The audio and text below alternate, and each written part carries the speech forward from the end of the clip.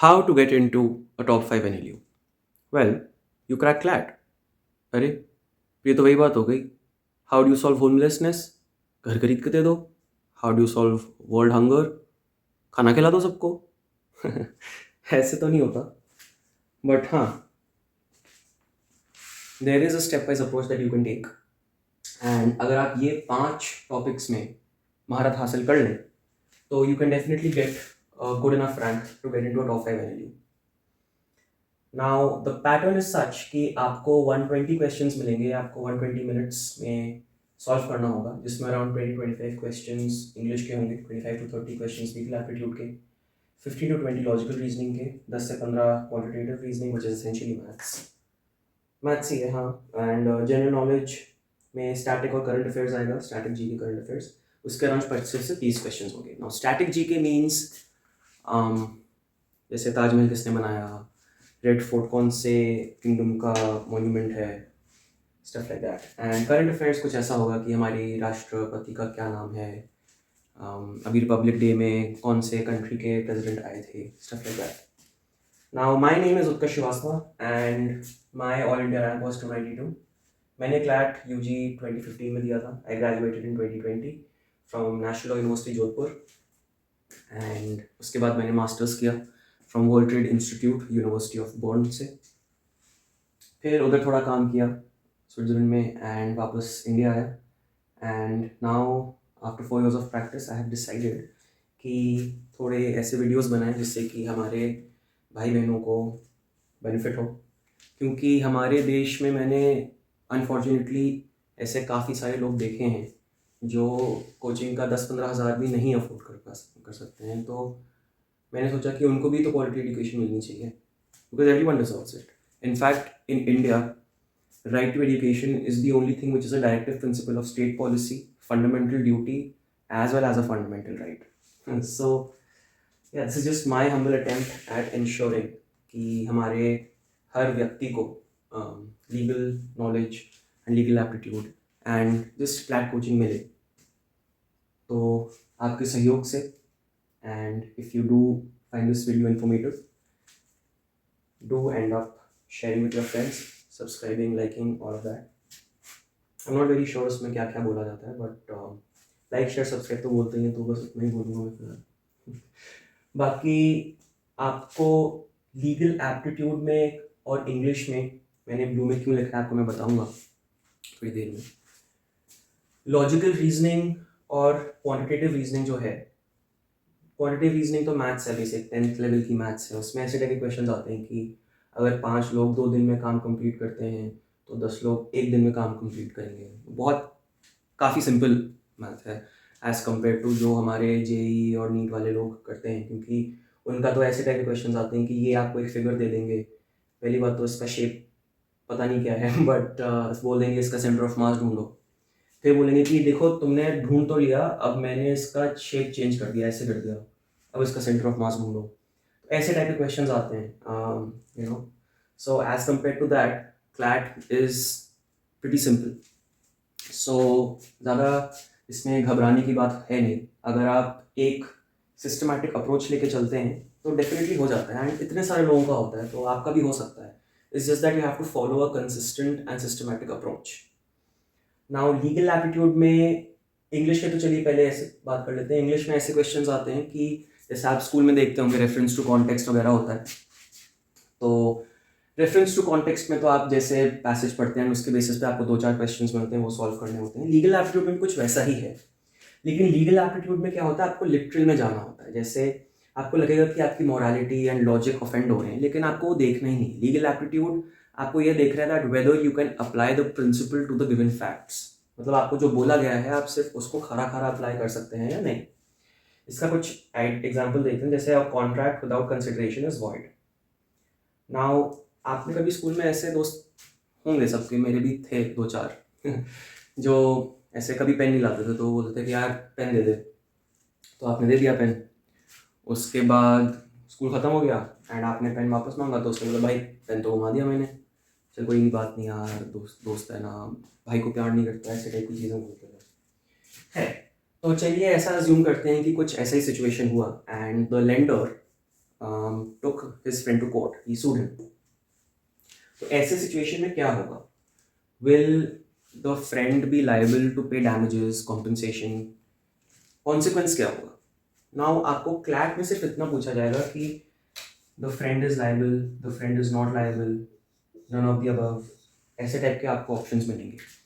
Now in CLAT, since आपका principal ही ये है कि contract without consideration is void, आपको सिर्फ और सिर्फ इतने में रहना है. हाँ, एक्चुअल लॉयर आपको अलग एडवाइस देगा. Law will always have your back and it's always a shield for people. तो ऐसा नहीं है कि अगर आपके फ्रेंड ने किसी ने बोरो किया आपसे पैसा या कोई आपका ऑब्जेक्ट बोरो किया तो उसको वापस नहीं करना. ऐसे तो फिर मैं 3 करोड़ का लोन ले लूँ, बोलूँ कि बस ये प्रिंसिपल लगा लो. बट हाँ, ऐसा नहीं होता. तो इसमें आपका आंसर होगा that the friend is not liable, क्योंकि कुछ कॉन्ट्रैक्ट तो हुआ ही नहीं ना. बट हाँ, एक actual lawyer and actual law के हिसाब से चलेंगे तो काफ़ी सारी रेमेडीज होंगी आपके. जैसे क्रिमिनल लॉ में देखेंगे तो क्रिमिनल मिसअप्रोप्रिएशन होगा. सिविल में जाएंगे तो सेक्शन 7 होता है स्पेसिफिक रिलीफ एक्ट का, उसमें रिकवरी मिलती है. एक रिकवरी सूट अलग होता है, जैसे CPC में होता है वो. टॉर्ट हो सकता है कन्वर्जन का. टॉर्ट क्या होता है हम बाद में समझेंगे, मैं आपको जब लीगल एक्ट पढ़ाऊँगा.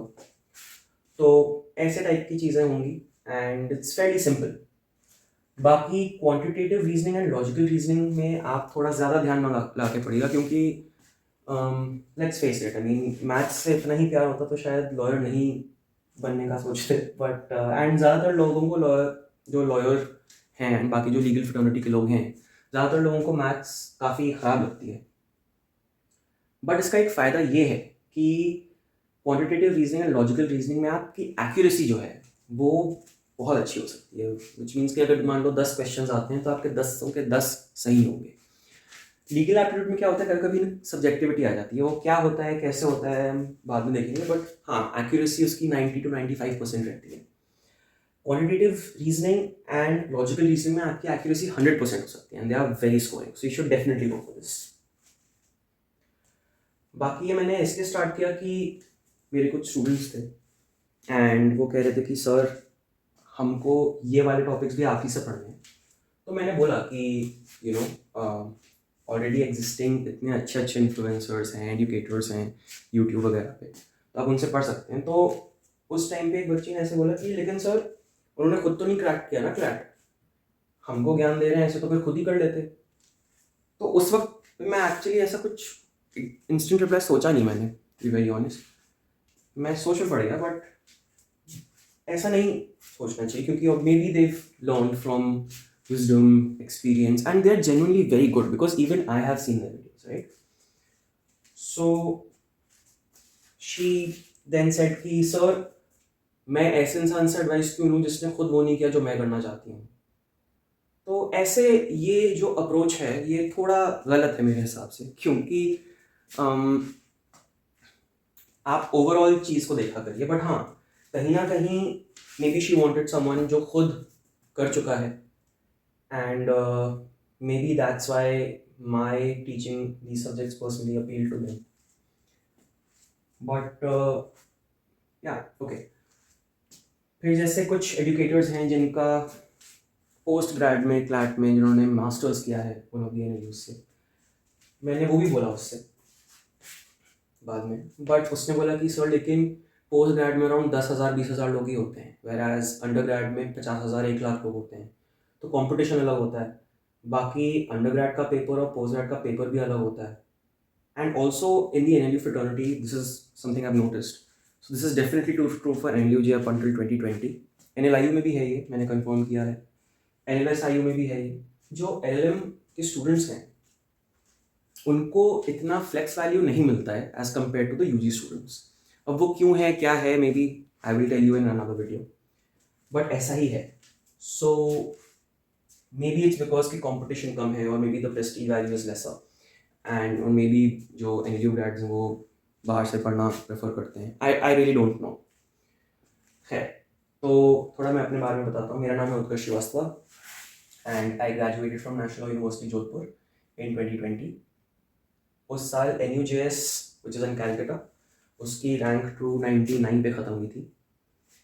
जो टॉप 5 NLUs की मैं बात कर रहा हूँ उसमें हम अभी बात कर लेते हैं. तो पहला है NLSIU, ये है बैंगलोर में, दूसरा है नालसार, ये है हैदराबाद में, तीसरा है NUJS, ये है कलकत्ता में, चौथे पे NLU जोधपुर और NLIU भोपाल को मैं साथ में लिख लेता हूँ, और 5वें नंबर पे मैं GNLU लिख लेता हूँ। GNLU मतलब गांधीनगर में जो NLU।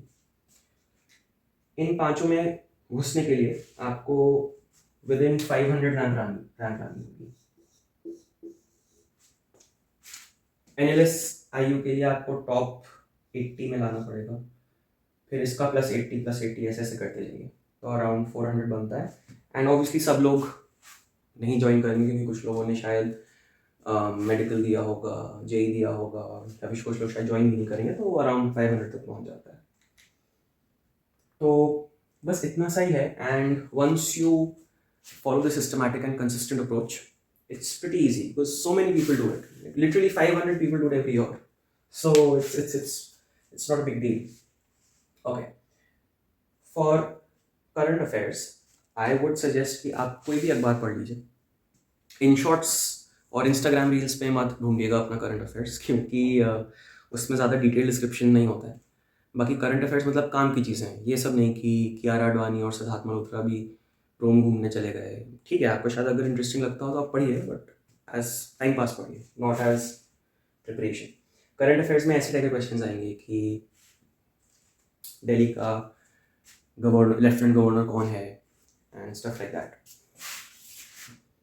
कोई भी अखबार उठा लीजिए, Indian express, Navbharat times, Hindustan times, जो आपको पसंद आए, एज लॉन्ग एज आप कंसिस्टेंट रहें एंड हर दिन पढ़ें एंड आपको याद रहे।